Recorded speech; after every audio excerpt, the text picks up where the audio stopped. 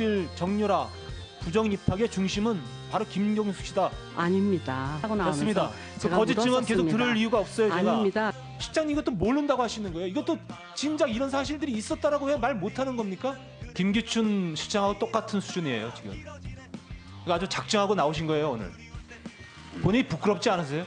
그리고 처음부터 캐비넷 여는 순간부터 지금 계속해서 제지를 하고 제가 캐비넷을 그걸 주라고 그러니까 하는 말이 의원님 보시면 아는 사람들도 있어. 이게 말이 됩니까? 제가 목포에 산 사람이? 여기 새누리당의 조직적인 은폐 노력에 방해 노력이 반증이다 이렇게 생각합니다. 그렇기 때문에 저는 이완용 죄송합니다. 발음이 자꾸 그렇게 나와서 그건 다시 발음하도록 하겠습니다. 이완용 네 간사님은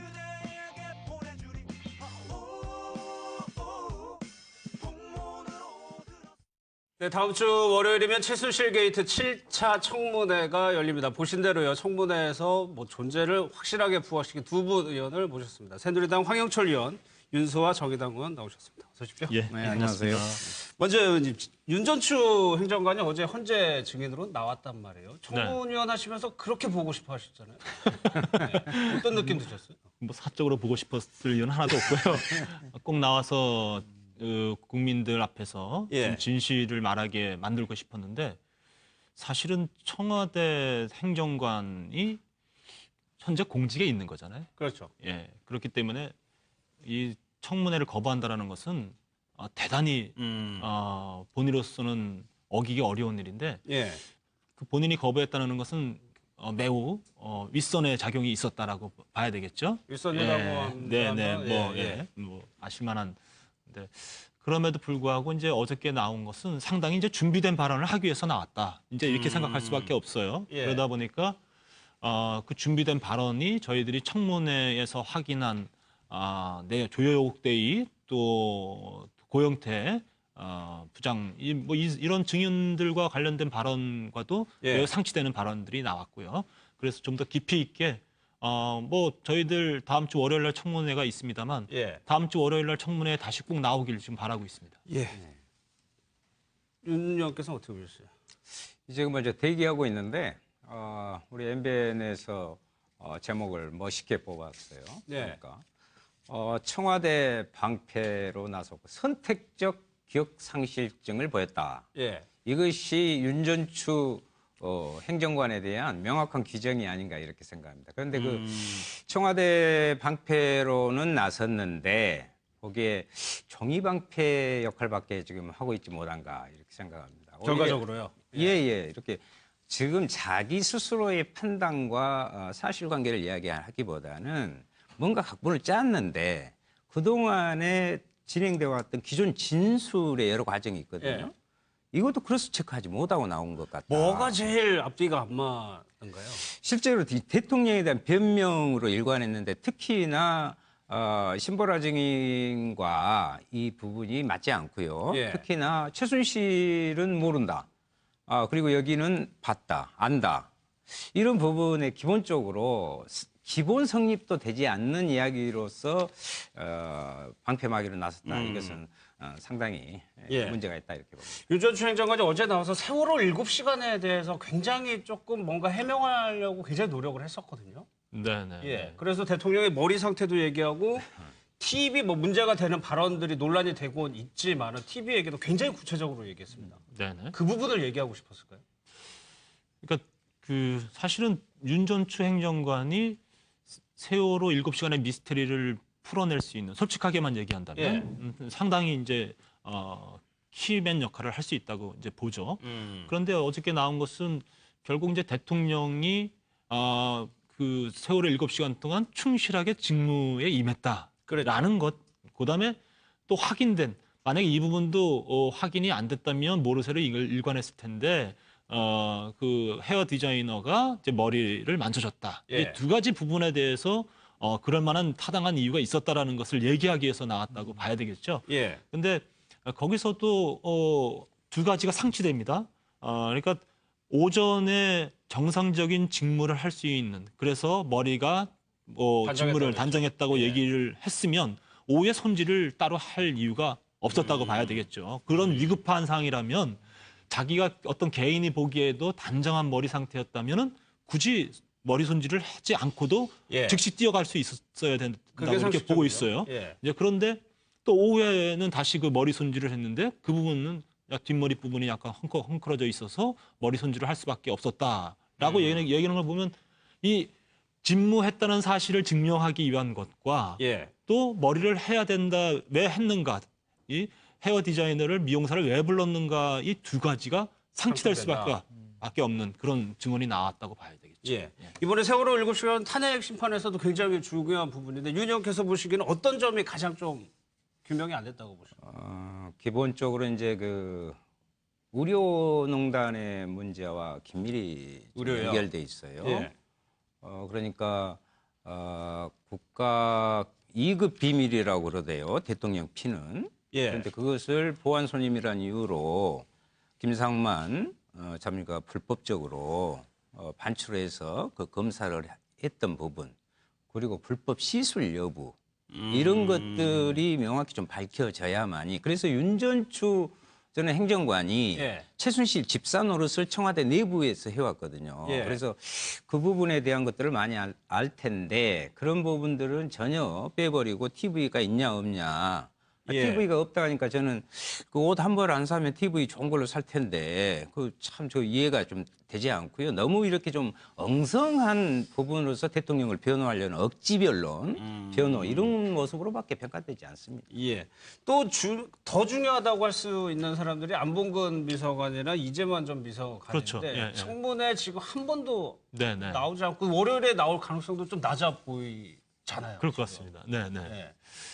사실은 저도 이제 안봉근 이재만 비서관을 보면 여러 가지 좀 소외가 들 것 같아요. 아, 예. 왜냐하면 이제 잘 아는 사람들이었으니까. 예. 그래서 증인으로 제가 또 국조특위위원으로서 마주 앉아서 어떤 질문을 던져야 될지 사실은 많이 좀 준비도 했고 예. 또 궁금한 것도 참 많았고 또 어떻게 보면 감성적으로 또 이야기도 좀 해보고 싶었다라는 생각이 들었는데 이제까지 안 나온 것으로 봐선 뭐 사실은 지금까지 청문회나 또 이 헌법재판소 예. 이런 심리 과정에 안 나온다라는 것은 나오는 것보다는 안 나오는 게 차라리 낫겠다. 이제 이렇게 판단을 내렸다고 봐야 되겠죠. 예. 안 나오면서 뭐 국민들의 비판이라든가 그것보다는 나와서 잃을 게 더 많을 거라는 말씀. 그렇죠. 상당 부분은 안봉근과 이재만 비서관에게 중요한 질문들이 나갈 수밖에 없고요. 예. 그러면 거기서 모르겠습니다. 뭐 끝까지 모르쇠로 할 만한 그런 뭐 우병우 수석이나 예, 김기춘 예, 예. 전 실장님처럼 그렇게 할 자신이 없는 건지 어떻게 보면은 뭐 심정적으로 조금 더 좀 이 마인드랄까요? 그런 부분은 더 약해서 내공이 약해서 혹시 드러날지 모르는 부분의 두려움 예. 이런 것들이 있지 않을까 그런 생각도 좀 드네요. 이 말은 예. 오히려 두 사람은 제대로 뭔가를 알고 있다는 얘기 아닙니까? 제가 생각할 때는 뭐 최태민 일가와 40년 관계는 놔두고라도 예. 최순실이 1998년 정치 입문을 할 때부터의 18년 이상을 관계를 쭉 그렇죠. 가져왔잖아요. 예. 그리고 여기에서 안봉근, 이재만, 정윤회는 10년 이상 그것을 가져왔는데 왜 이들은 잠적하고 말을 열지 않을까 하는 부분들은 이게 열면 열수록 예. 파장이 커질 수밖에 없고요.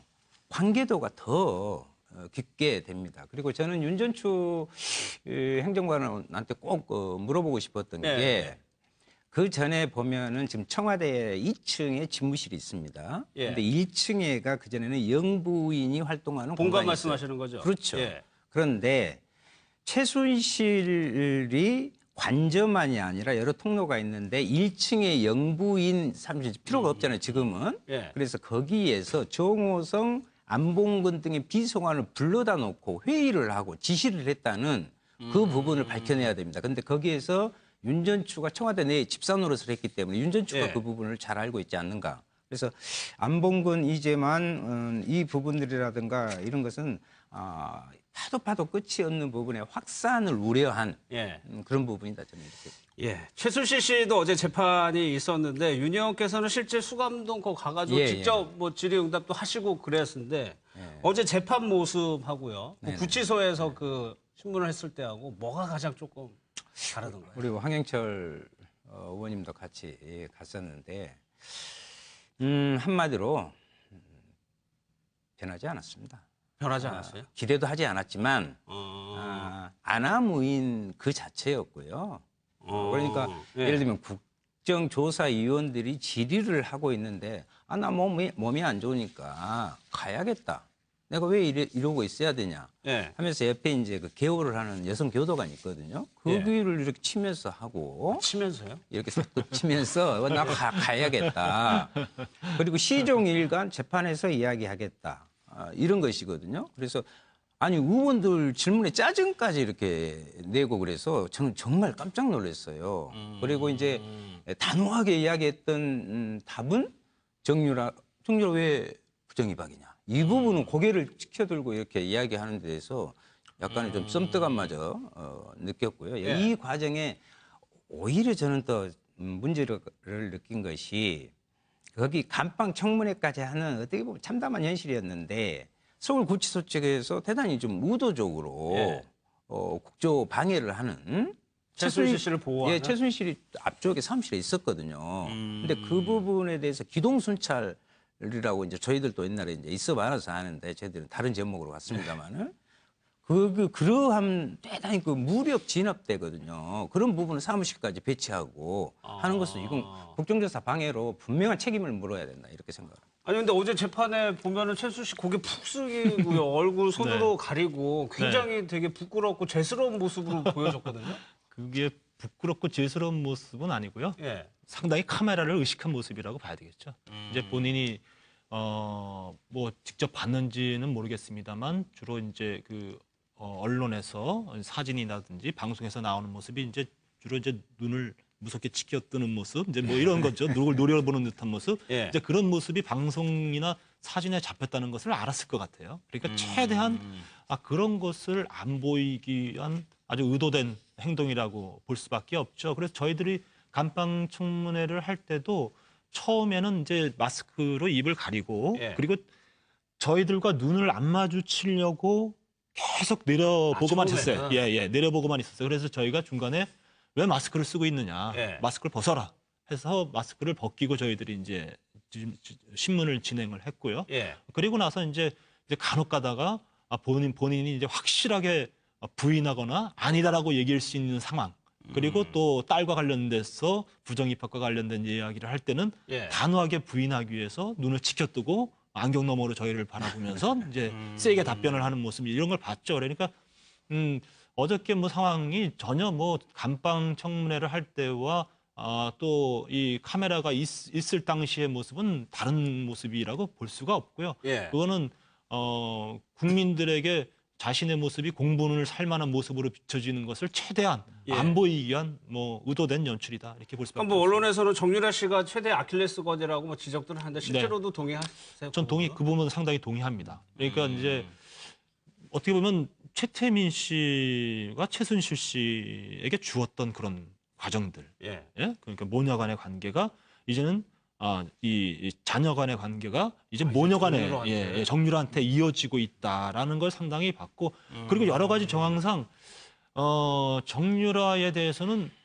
엄마로서도 어찌할 수 없는 그런 상당한 집착 같은 게 있는 것 같아요.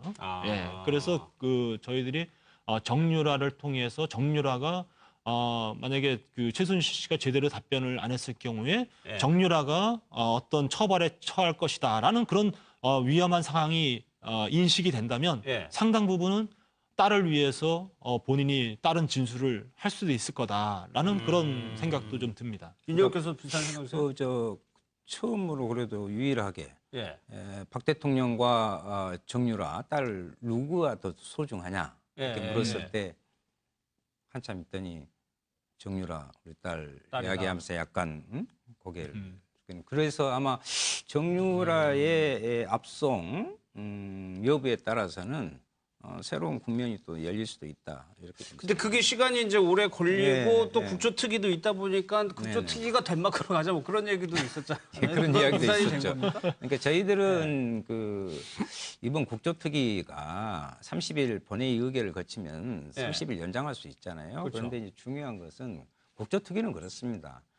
특검과 양날개로 가면서 국조특위의 장점은 설령 답답함이 있더라도 이 의혹에 대해서 국민적 공감대를 형성을 했다는 것이 저는 가장 크거든요. 그리고 특검에 대한 최소한의 단서 이런 것들을 제공했잖아요. 그래서 했는데 결국 새누리당의 반대로 지금 연장이 안 돼서 아마 9일 청문회가 마지막 이번 이렇게 될 것 같습니다. 그래서 월요일이요. 그 전에 덴마크로 가는 방향을 한번 고민을 해보랍니다. 좀 도와주시면. 알겠습니다. 월요일에 이제 말씀하신 대로 7차 청문회가 진행이 되는데 마지막입니다. 사실상 마지막 청문회여서 국민들의 관심이 더 높은데 네. 저희가 이제 판넬로 좀 써주는 걸 한번 부탁을 드릴게요. 네네. 예. 20명의 증인이 나옵니다. 20명의 증인이 나오는데 우리 두 청문위원께서는 이 가운데 가장 만나고 싶은 증인이 누구인지 한번 좀 여기 적어주시기 바라고요. 지금 보면은 안봉근, 이재만 전 비서관도 포함돼 있고 윤전추, 이영산 행정관, 조윤선 장관도 있고 우병우 전 수석도 한 또 사람씩 적으면 되죠? 예, 뭐 한 사람 적으셔도 되고 뭐 여러 사람 적으셔도 되고요. 그래서 모두 20명이 지금 돼 있습니다. 출석하지 않은 증인 8명, 위증 혐의 증인 7명, 추가 출석 증인 5명이 지금 돼 있는 상황입니다. 좀 적으셨으면 좀 한번 저희가 볼 수 있게 좀 올려 주시고요.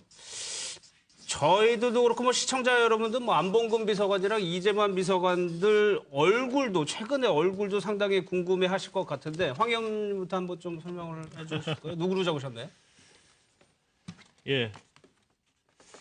저는 이제 김경숙 증인을 김경숙 예, 국장이요? 좀 다시 한번 좀 꼭 봐야 되겠어요. 왜요? 진짜 어떻게 그렇게 결혼하는 예? 애들을. 그렇게 거짓말을 할 수 있을까? 아. 네. 예. 지금 이제 물론 이제 최경희 총장도 같이 꼭 봤으면 좋겠는데 예.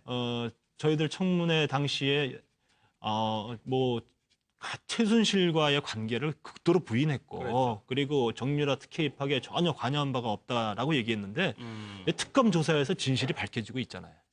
최순실 씨와 또 최경희 총장과 여러 번 통화를 했고 예. 그리고 이제 그 가운데 김경숙 씨가 여러 역할을 했고 유철구 교수도 그 얘기했죠.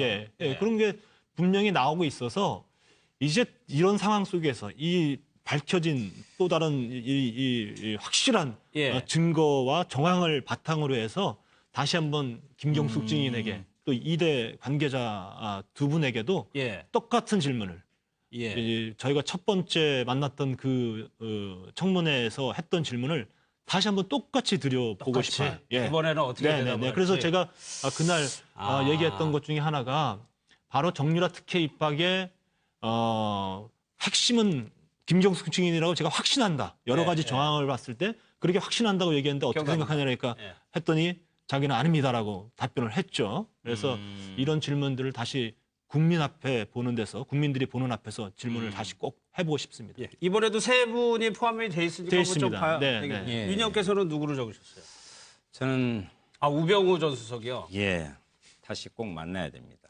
또 당하는 거 아닙니까? 아닙니다. 왜냐하면 저는 그 김기춘 씨하고 우병우 씨를 보면서요. 예. 그런 걸 생각합니다. 참 비겁하구나. 다른 걸 다 떠나서 비겁하구나. 예. 뭐냐면 먹잇감이 있을 때는 승냥이와 같은 그런 모습을 띄우고 정말 이렇게 빠져나가는 부분은 미꾸라지와 같은. 그래서 제가 승냥이와 미꾸라지라고 이렇게 별명을 붙여드렸습니다. 예. 또 하나 확인을 왜 우병우를 만나려고 하냐면 그날 그 뻔뻔한 모르쇠 일관 이건 차치하고라도 그때 특조위 때 제가 예. 현대그룹과 연결된 황두위원의 그 변호사 수임료 예. 그리고 효성그룹의 수임료 있거든요. 그 소득 신고를 물어보니까 적법하게 했다고 당당히 이야기를 했어요. 그래서 그날 저녁 때 정해 시간까지 제출을 그랬죠. 자기가 하기로 했는데 아직까지 제출을 안 하고 있습니다. 뭐가 구린 것인지. 그래서 예. 그 수임 소득료만 제대로 예. 자료가 제출되면 저는 거기에 많은 부분에 우병우의 족쇄를 채울 수 있는 부분이 있다. 저는 거의 확실하게 그렇게 믿고 있습니다. 그래서 예. 꼭 만나서 자료 제출 받고 거기에 따른 그것이 직권남용, 변호사법 위반, 조세 포탈, 뇌물죄까지 이 여부가 거기서 성립되는 부분들을 따져봐야겠습니다. 꼭 만나고 그래서 싶습니다. 칼을 갈고 계시는 것 같아요. 뭐 비판도 많았으니까요. 또 하나 질문 드릴게요. 이거는 말로 여쭤볼게요. 네. 그렇다면 이번 청문회 기간 중에 가장 저희 작가 뚜껑을 열리게 한 증인이라고 표현해요. 네, 그렇죠? 예. 뭐 앞서서 말씀드렸듯이 가장 제 뚜껑 열리게 한 건 김경숙 증인이에요. 거짓말하는 모습. 왜냐하면 예. 저는 적어도 이분들이 이제 우리나라 명문사학, 예? 또 우리나라 여성 지도자를 배출한 대표 학교의 교수님들이시잖아요. 예. 이분들은 학생들을 가르치는 분이세요. 예. 그러면 이분들이 진실하지 않으면 그 학교의 명예는 모두 그렇죠.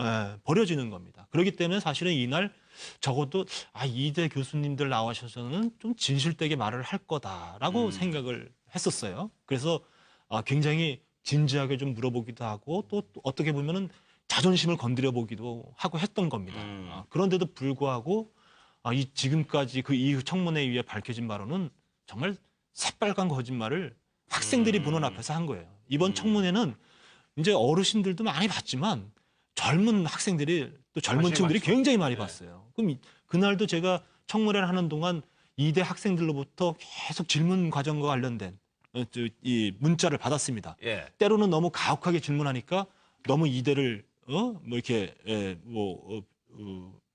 비난하는 거 아니냐, 아니면 뭐 이렇게 좀 나쁘게 얘기하는 거 아니냐라는 얘기까지도 받으면서까지도 제가 아주 치열하게 질문을 했는데 그 질문에 아주 모르쇠로 그리고 아니다라고 답변을 했기 때문에 저는 제 자신도 굉장히 화가 났지만 이 증언을 지켜보던 우리 이화여대 학생들 그리고 또 이 정유라 부정 입학 특혜 입학에 대해서 분노하고 있는 대한민국의 학부모님들 이런 분들 입장에서는 정말 뚜껑이 열릴 만한 그런 증인이었죠. 알겠습니다. 윤전 교수 또 우병우 수석. 아니요. 저는 뭐 김기춘과 우병우 증인은 이미 국민이 포기한 증인이기 때문에 별로 중요하지 않고요. 예.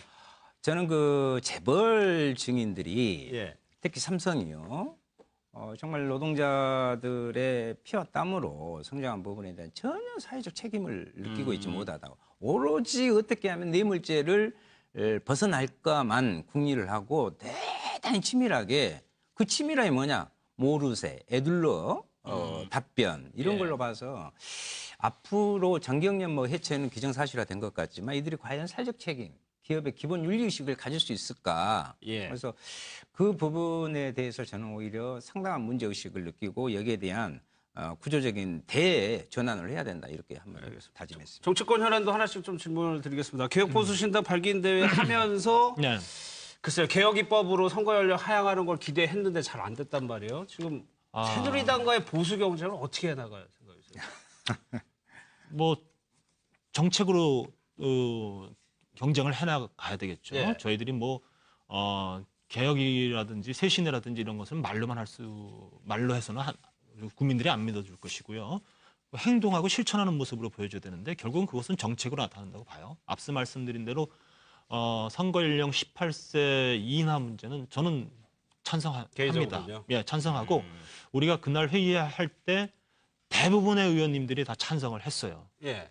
했는데 또 일부 의원님들은 또 소신에 따라서 반대할 수 있는 거거든요. 예. 그래서 저는 이 부분이 무슨 물러섰다라고 이야기하기보다는 또 개인의 입장을 다른 입장을 가지고 있는 의원님들의 입장이 다 함께 우리가 동등하게 논의되고 치열한 토론을 통해서 결정을 내리기 위한 한 과정이라고 좀 보여집니다. 그래서 조금은 시기적으로 뭐 즉각적으로 일사불란하게 결정되지 못한 그런 부분에 대한 비판은 있을 수 있겠지만 저희들은 앞으로도 뭐 정부와 국가의 중요한 정책과 관련돼서는 치열하게 토론을 할 것이고요. 그리고 예. 모든 국회의원들이 같은 생각을 할 수가 없어요. 그래서 저 그런 노력들을 해가는 과정이다 이렇게 생각합니다. 뭐 떠나온 당 뭐 얘기하는 게 좀 그렇긴 하지만 새누리당도 지금 혁신하려고 애를 쓰고 있는 것 같은데 어떻게 보십니까? 글쎄요, 저는 물론 이제 임 목사님이 임명진 비대위원장님이 나름대로 애쓰고 계시다는 거는 느껴집니다. 예. 그런데 최근에 나오는 몇 가지 사안들은 국민을 속이려고 하는 것 아닌가라는 생각이 드는 내용들이 좀 나오고 있어요. 그러면 이런 모습 속에서 진행되면 결국은 새누리당도 제대로 개혁시키지 못하고 예. 어쩌면 보수 신당이 우리 신당이 해야 될 여러 가지 역할들 또 앞으로 진행시켜야 될 것들을 가로막는 그런 것들이 될 수밖에 없어요. 예? 그래서 하루빨리 좀 입장이 정리되고 알겠습니다. 그래서 예. 우리 보수 신당 중심으로 예. 모든 쇄신이 이루어지길 윤 의원님 바라고 죄송하지만 좀 있습니다. 짧게 하죠. 짧게까지. 네네. 이제 뭐 황영철 의원님은 그런 생각을 해서 다행이고 예. 선거법 연령은 제가 이미 이제 9월달에 발의를 했거든요. 근데 공무원, 면허 시험, 혼인, 병역 모두 18세입니다. 그리고 OECD 34개국 네네. 중에 33개국이 18세예요. 근데 이것은 이 선거법을 하는 건 촛불 민심을 반영하는 것이다. 그리고 청년의 이 미래를 위한 정치를 스스로 결정하게 만드는 아주 중요한 부분이기 때문에 올 2월에 해야 될 것 같고요. 지금 새누리당에 대해서는 별로 그렇게 이야기하고 싶지 않습니다. 예. 알겠습니다. 큰 기대를 걸고 있지 않습니다. 예. 예. 그래도 저희 시청자도 뭐 저희도 그렇고 7차 청문회는 상당히 기대를 하고 있을 것 같습니다. 이번 청문회 또 열심히 해주셨으니까 두 의원님께서요. 마지막까지 유종의 미를 거두시기를 바라겠습니다. 여기서 마무리하겠습니다. 예, 고맙습니다. 감사합니다. 수고하셨습니다.